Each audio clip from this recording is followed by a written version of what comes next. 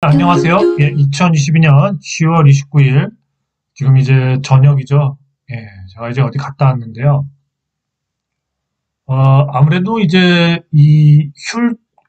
홀륜 탄조, 고대 성어죠. 홀륜 탄조라는 그 말을 한번 되씹으면서 좀 디테일하게 환율에 대해서 한번 좀 얘기를 해드려야 될 것 같아요. 왜냐면 오늘 또 어디 방송에서 캡처를 했는데 좋은 자료가 떴어요. 제가 그동안 이제 이런 뭔가 캡처하거나 뭔가 이런 포토샵 작업하고 이런 게 좀 모자라요, 제가. 생각보다 그런 거를 잘 못하는데, 그래서 어차피 그 도표를 이용하면서 한번 이 환율 그 최고점이 어딜까, 만약 환율 위기가 온다면, 금리가 뭐, 저는 어쨌든 올해 연말이든 내년에 2,000원이 넘는다는 생각을 하고 있죠. 그리고 이제 최고점은 2,900원. 예, 그렇다고 이제, 그러고 저는 뭐 한 2,400~500원에 팔고 나온다 했는데, 지금 2,700원에 팔고 나올 수도 있을 것 같아요. 내년에 2,700원에 환율을 팔고 나올 수도 있을 것 같습니다. 오늘 자료를 보면서 좀 고점을 높여도 되겠다, 그런 생각이 들었어요. 그건 좀 이따 얘기하고요. 이 홀륜 탄조는 대추를 씹지 않고 덩어리째 삼켜버리면 대추의 맛을 알 듯 없듯이 사물을 이렇게 두리뭉실하게 이해하고 대충 넘어가는 것을 이루는 말이에요. 그래서 지금 이렇게 환율이 12월 2일부터 환율이 급등할 수밖에 없는 상황인데, 이걸 두리뭉실하게 얘기하면 안 되죠. 그래서 저도 자꾸 자료를 뭐 외환 보유고부터 환율 차이부터 좀 계속 기사들부터 업데이트를 하는데, 오늘 또 요건 좀 중요한 내용들이에요. 그러면 한번 좀 방송을 간단하게 해볼게요. 네, 홀륜 탄조와 같은 마음으로 좀 디테일하게 정리해서 여러분들한테 한번 얘기를 해보겠습니다. 제 생각이 틀릴 수도 있겠죠. 하지만 한번 판단의 근거로 쓰시기 바랍니다. 달러 캐리 트레이드라고 있어요. 달러 캐리 트레이드. 상대적으로 금리가 낮아진 미국 달러를 빌려 다른 통화로 표시된 주식이나 채권 같은 고수익 자산에 투자하는 것을 말한다. 다른 나라죠, 다른 나라. 그래서 캐리 트레이드는 대상 국가의 기준금리가 인하될 것으로 예상되거나 금리 인하에 앞서 통화 가치가 절하될 경우 등에 활성화된다. 근데 지금 보시면 우리나라에도 이 달러 캐리 트레이드 작업이 좀 많이 들어와 있죠.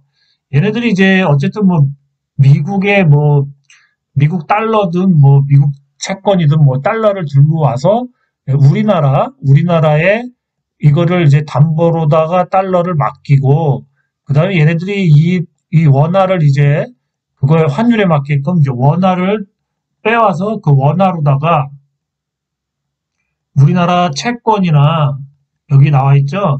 이 채권과 주식을 사는 거예요. 근데 얘네들 달러 캐리 트레이드 하는 애들은 금액이 크죠. 네? 근데 지금 뭐가 문제냐면, 만약에 11월 2일부터 금리가 인상되기 시작한다면 이 달러 캐리 트레이드로 들어왔던 돈들이 이 달러를 다시 이제 원화를 갚고, 그러니까 달러를 다시 이제 찾아서 본국으로 간다는 거죠. 그러면은 얘네들은 이제 달러가 지금 우리나라 원화 대비 많이 올라가 있기 때문에 그 달러로 갖고 나가면 훨씬 이익이 생기죠. 환율이 올라가서. 그렇죠. 달러를 어쨌든 얘는 달러를 판 게 아니라 맡기고서 그거를 뭐 통해서 이제 금융을 일으켜서 그걸로다가 이제 주식이나 채권을 산 거죠. 그래서 주식이나 채권을 이제 던지고, 그 돈으로 해서 이제 달러를 찾아서 이제 달러 팔면서 그걸 환매하면서 그러면 이제 예전에 뭐 1,200원대 들어왔을 때보다는 뭐 1,600원, 만약에 다음 달에 1,600원 정도 환율이 간다면 이때 팔고 나가는 게 낫겠죠. 그래서 이 달러 캐리 트레이드가 환율에 영향을 받아서 본격적으로 팔고 나가면 주식과 아마 이 채권, 특히 우량주를 팔 텐데 주가가 많이 빠질 수가 있어요. 그래서 이런 요인들이 11월 2일부터는 존재해요. 그래서 이 달러 캐리 트레이드 아마 수급에서 좀 영향을 좀 줄 것 같아요. 외국 자본으로.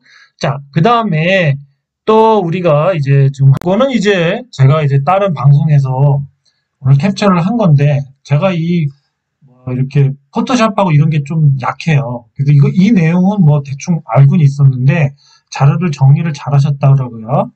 그래서 이걸 대충 이제 좀 얘기를 해드리면, 이제 혹시 위기가 터지면 원달러 환율은 어디까지 상승할까? 그랬죠. 그래서 우리가 제일 많이 상승했을 때가 이 IMF와, 금융위기 때죠. 2008년. 근데 IMF 때 이제 저점이 환율이 757이었는데, 고점이 1995였어요. 그 상승률이 163.5%예요. 금융위기 때는 900원이 저점이었는데, 고점이 1598원. 그래서 77.6%까지 상승했어요. 요게 IMF 때고요. 요게 이제 금융위기 때 2008년 무기지사 때. 그래서 우리나라는 이제 보시면은 이런 식으로 고점이 계속 낮아지면서 수렴을 하고 있었거든요. 그죠? 수렴을 해서 가장 저점이 언제냐면 2022년 1080원이에요. 1080원. 그래서 이 1080원, 2002년 8월 19일 1080원입니다. 1080원. 이게 2002년이 아니라 2001년이죠. 2001년이에요. 2001년에 1080원까지 떨어졌었는데 현재는 거기 대비해서 23.7%가 상승했는데 만약에 이제 지금 굉장히 이금융권 대출도 안 되고 자금도 안 들고 지금 이제 어제 되겠지만 이제 건설회사나 이제 시행사가 12월이나 이럴 때 부도가 날 수 있는 그런 상황이죠. 내년에는 이제 그다음부터 이제 보험이나 증권사 이런 쪽이 5월부터 부도가 나올 수도 있는 그런 상황입니다. 근데 이 상승률을, 요때 상승률을 한번 대입을 해보시면 저점이 1080원일 때 77.6% 금융위기 상승률을 적용하면 고점이 얼마냐면 1918원까지 올라가요. 그죠? 근데 이제 만약에 IMF 상승률 적용 시 163.5%인데 그러면 이게 1080원에서 2846원. 그래서 2900원이 나오는 거예요. 고점이. 예? 이건 저도 봄에도 제가 2월 달에도 이 편지 쓸 때 2900원이 고점일 수도 있다. 이런 얘기를 꼭 했죠. 그래서 이 상승률을 봤을 때 이 시작점이 좀 높아졌죠. 이 시작점이 옛날보다 높아졌기 때문에 그렇지만 상승률은 이 정도가 우리나라가 상승할 수도 있어요. 이 과거에도. 그래서 지금 뭐냐면 우리나라는 이 하락이 이 금리가 대세 하락에서 이렇게 한번 이제 슈팅이 나오면서 대세 상승. 이때는 여기까지 오르면 금융위기 때고 여기서 만약에 여기까지 오른다면 2,900원 정도 되죠. 여기까지 오른다면 언제냐면 이게 IMF 때예요. 근데 지금 이제 우리나라 이 침체는 장기 침체로 지금 빚이 이때보다 훨씬 가계부터 기업, 국가는 조금 거기서 좀 나을 수도 있지만 어쨌든 빚이 엄청 많죠. 그리고 제가 외환보유고 대외 채권에 대한 허와 실에 대해서 얘기 드렸지만 우리나라 외환보유고는 블룸버그가 얘기했듯이 길어야 8개월 정도 보유할 그러니까 쓸 수 있는 양밖에 안 됩니다. 지금은 그보다 더 떨어졌겠죠. 그래서 우리들이 이 1,900원, 2,800원, 2,900원 이렇게 얘기하면 제가 봄에 2월 달에 편지 보내면서 사람들한테 2,900원 얘기했을 때 저거 미친 거 아니야? 그런 그런 소리도 들었어요, 사실은. 근데 이런 과학적인 자료들이 있잖아요. 예? 어차피 상승률이 시작점이 높기 때문에 시작점이 그때보다 훨씬 높은 거죠. 시작점이 높기 때문에. 그리고 지금 현재 1,400원대에서 숨고르기를 하고 있다고 봅니다. 그 다음에 이 차트를 보시면은 지금 잘하면 저는 3,000원을 넘길 수도 있다라는 불안한 생각까지 들어요. 심각해지면. 우리나라의 문제는 뭐냐면 지금 이 외환 개입을 지금 저번 달에 일본도 외환 개입을 올해도 그렇고 요번 달도 그렇고 엔화 150엔을 지키려고 많이 했죠. 그러면서 이 차트들이 한마디로 비탄력적인 차트가 됐다고. 비탄력. 외환 차트들이 비탄력적인 차트가 됐어요. 근데 탄력적인 차트는 뭐냐면 이렇게 뭔가 차트들이 있으면 이렇게 계속 계속 눌렀다가 시장에 의해서 자동적으로 이렇게 파동을 그리면서 올라가고 내려가고 이래야 되는데 개입을 해서 누르니까 막 차트도 이렇게 가다 팍 눌리고 또 뭐 이렇게 가다 또 이렇게 가다 팍 눌리고 막 그러니까 차트가 비탄력 그러니까 한마디로 딱딱해지는 거예요. 이렇게 유둘리 있게 올랐다가 뭐 떨어졌다 슈팅도 했다가 또 다운도 됐다 이래야 되는데 그래서 일본도 지금 위험한 거 아니에요? 근데 우리나라도 지금 차트가 비탄력적인 차트로 계속 변하고 있어요. 왜냐면 도시락 폭탄을 점심시간 때 계속 던졌잖아요. 예? 9월달, 10월달. 그래서 지금 외환기입을 안 하는 게 저는 낫다고 보고 차라리 안 하면 아마 한 12월 이후부터 한 1700에서 그 위나 뭐 한 1700에서 왔다리 갔다리 할 것 같아요. 그러면 물론 고통은 되겠지만 이러다가 이제 내년에 3월이나 이때 만약에 정말 환율이 급등할 때 그럴 때 외환을 쓰는 게 더 낫지 않나 난 그런 생각도 듭니다. 지금 같을 때 이럴 때 자꾸 개입을 해서 이 차트를 비탄력적인 차트로 만들면 거의 이렇게 부러지듯이 그냥 이렇게 급등해 버린다고요. 이런 구간들이 나올 수가 있어요. 나중에 외환 다 쓰면 우리는 또 일본은 그 수합도 했죠. 무제한 달러. 우리는 수합도 안 돼 있잖아요. 그죠? 또 중국은 뭐죠? 중국도 지금 위안화가 7.2 위안까지 올라갔지만 위안화는 또 뭐가 있죠? 예, 걔네는 폐쇄 경제잖아요. 홍콩을 통해서 외환 거래를 하기 때문에 어느 정도 조절을 할 수 있는 그런 부분이 있어요. 그래서 내부적으로 이 부동산이나 이런 거에서 시스템이 망가지면 안 된다면 걔네들과 그러니까 위안화와 엔화는 안전장치가 있다는 거지. 근데 우리나라는 안전장치가 하나도 없어요. 그냥 달러를 순수하게 벌어들여야 되는데 경상수지 지금 무역수지 적자가 지금 거의 6개월인가 7개월째 되고 있죠. 예, 그렇습니다. 물론 경상수지는 흑자라는 얘기도 있지만 단기적으로는 모르지만 장기적으로 봤을 때는 우리나라는 순채무국가예요. 왜 그러냐면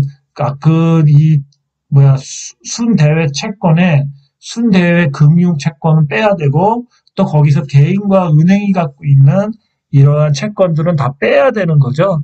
그런 거를 기업이나 이런 뭐 은행이나 아니면 개인이 갖고 있는 거를 달러 방어를 위해서 국가에 빌려줄 수 있을까요? 아니죠. 오로지 외환 보유고는 중앙은행하고 정부에서 갖고 있는 것만 쳐야 돼요. 그죠? 네, 그렇습니다. 그리고 뭐 계속 얘기하면 뭐 채권도 그 매입 당시 채권 가격이기 때문에 지금 채권 가격이 많이 떨어졌기 때문에 외환 보유고는 재평가를 한다면 훨씬 더 떨어질 거다. 예, 그렇습니다. 그리고 11월 달에는 외환 보유고가 앞자리가 4천억만 달러에서 3천 얼마 달러로 이 3자 앞자가 4자에서 3자로 바뀐다. 3천 몇백만 달러, 3천 뭐 900 어쩌고 저쩌고 만 달러겠죠? 예, 그렇습니다. 그래서 이 쇼크도 있어요. 그리고 이제 중요한 것 또 하나 보죠. 자, 아까 그 달러 캐리 트레이드가 지금 환율 상승을 기다리고 있는데, 자, 미국이 11월 1일부로 0.75%는 확실하죠? 그럼 4% 되고, 우리나라 3% 되죠? 언제까지? 12월 24일 우리나라 금리 인상할 때까지, 요때까지. 그러면 이제 금리차가 현재 11월 1일까지, 왜 그러냐면 1일날 미국이 인상하면 2일부터 반영되겠죠? 그러면 11월 1일까지는 금리차가 요렇게 미국이 3.25, 우리나라가 3%, 그래서 0.25%대라서 1,400원대 지금 예상 확률이 가고 있는데 만약에 11월 1일날 인상을 해서 0.75%를 인상을 해서 11월 2일부터는 미국이 4%가 되면서 우리나라는 3%죠. 그러면 11월 24일까지는 얼마가 된다? 1%가 차이가 되면서 환율이 1,600원대로 확 뛴다. 물론 이제 도시락 폭탄으로 해서 찍어 누르겠지만 환율이 들락날락 할 거예요. 어쨌든 이렇게 뛰기 시작하면 뭐가 문제죠? 아까도 했지만 달러 캐리 트레이드가 나갈 수도 있고 그래서 주가는 엄청 폭망할 거예요. 주식을 웬만하면 11월 1일 전에 정리하고 달러도 살 날이 이제 월요일하고 화요일까지밖에 아마 살 날이 없을 거예요. 지금 여기서 달러가 1,500원만 넘어가도 이제 못 사요. 사람들이 두려워서. 그죠? 못 사겠죠? 그렇지만 고점이 얼마인지 대충 나왔죠? 고점은 최소한 만약에 그냥 리만 사태 갔다 하면 1,900원이고, 예? 근데 저는 IMF급이라고 봐요. 예, 2,900원이에요. 예, 2,900원. 그러면 2,900원이라는 거죠. 그리고 환율이 이제 환투기 세력이 봤을 때, 이 헤지펀드가 봤을 때는 지금 1번을 계속 공격하고 있지만 이 상황, 금리 차가 이렇게 벌어지면서부터는 환투기 애들이 들어오기 때문에 달러 캐리는 돈 빠져나가고 환투기 애들은 계속 우리나라를 공격하는 거죠. 그러면은 모르겠어요. 어쩌면 더 쉽게 올해 안에 또 2,000원을 볼 수도 있겠죠. 12월부터. 그렇습니다. 미국은 금리 인상을 이렇게 또 12월 13일에 또 있고 우리나라 금리 인상이 없기 때문에 만약에 이 금리를 따라잡기 위해서 한 번 더 해야 되지 않나. 12월 24일 말고 한 번 더 한다면 좀 환율이 조금은 좀 속도를 조절할 수는 있을 것 같아요. 근데 그렇게 될지 어떨지 모르겠는데 우리나라는 가계부채나 이 부동산 부채 때문에 환율을 쉽게 올릴 수가 없다. 그래서 대충 올릴 수 있는 게 0.5% 정도 예상하죠. 그리고 지금 유럽 금리가 0.75%를 올려서 유럽 금리가 지금 2%가 됐죠. 최근에. 그 다음에 영국 금리는 뭐 2.25%, 일본 금리 마이너스 0.1%, 중국 금리 3.65%죠. 그 다음에 이제 캐나다 금리까지도 봐야 되는데 요 유럽과 영국과 일본 금리가 뭐죠? 달러 인덱스의 주요국이죠. 네. 그래서 얘네들이 계속 약세죠, 지금. 그죠? 그래서 계속 강달러.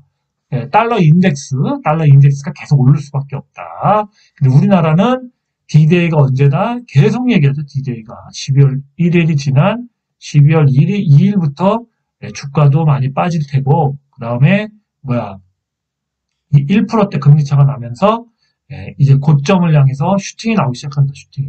물론 이제 11월은 어떻게든 외환보유고로 막는다면, 12월, 그 다음에 또 1월, 2월, 3월은 더 암담한 거죠. 이제는 뽀록 나는 거죠. 외환보유고도 없다는 거. 그렇죠? 예.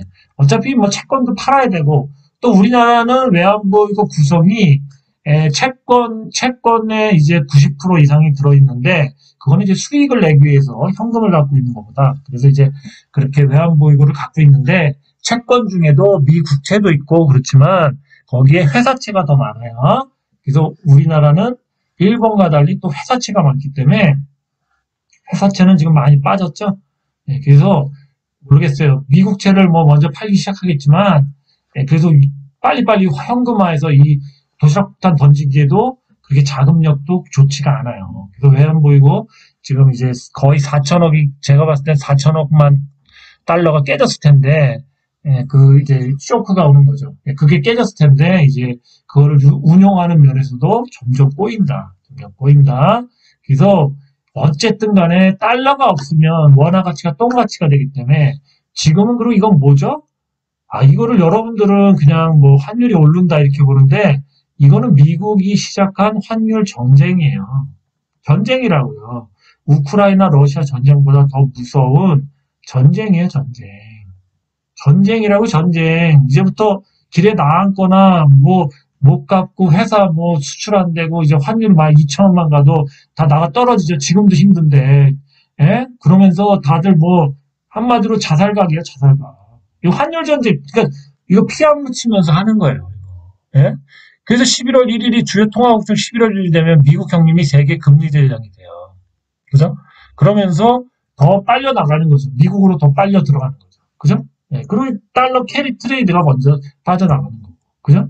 이거 전쟁이에요, 전쟁. 그래서 제가 자꾸 이렇게 반응하는, 자꾸 이거를 되씹을수록, 구한 만에 일본 애들이 우리나라 먹기 전에 그런 사태처럼 지금 완전 경치도 당쟁으로 해갖고 정치도 개판이고, 결국 아무도 이런 환율 전쟁을 책임질 사람은 없다는 거죠, 우리나라에서. 그렇죠? 예, 11월 1일, 그러니까 2일만 되면 우리나라에 반영이 돼서 우리나라는 좆된다. 우선 좆되는 거죠. 1,600원대를 갈 확률이 높죠. 물론 잘 방어해서 1,500원에서 뭐 잡을 수도 있지만 어쨌든 뭐가 남겠어요. 수출기업들이 지금 이자도 못 내는 회사들이 지금 중소기업 중에 뭐 대다수인데 게임 끝난 거예요. 세팅도 끝났고 환투기 세력들이 11월 1일 이후부터 본격적으로 들어오기 시작해서 내년 한 3, 4월까지는 이제 죽은 거예요. 우리나라. 제가 보는 견해는 그렇습니다. 오늘 누군가 이렇게 좋은 자료를 만들어 주셔서 미리 달러 사실 분들은 좀 대비를 해서 해지용으로 만약에 가정이 그렇게 해서 만약 회사가 무너지고 그러면 장사도 안 되겠죠. 그러면 그에 딸린 가족과 주위에 있는 부모님 또 부인 자녀들까지 다 내앉을 수도 있죠. 그래서 이게 엄청난 무서운 환율 전쟁인 겁니다. 그래서 가정을 지키세요. 가정을 지키시려면 달러가 있어야 돼요. 가정을 지키세요. 가정을 지키시라고. 그 주위에 좀 얘기를 많이 해줘야 될 것 같아요.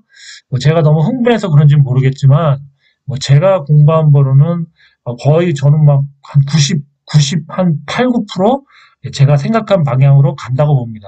저도 주식을 뭐 20년 넘게 했지만, 금융위기부터 뭐 그 힘든 시기 때, 물론 이제, IMF 때는 이제 회사를 다니고 있었거든요. 네. 법인회사, 저기, 단체 보험회사를 다녔는데, 그때도 뭐, 회사가 날라갔죠. 날라갔어요.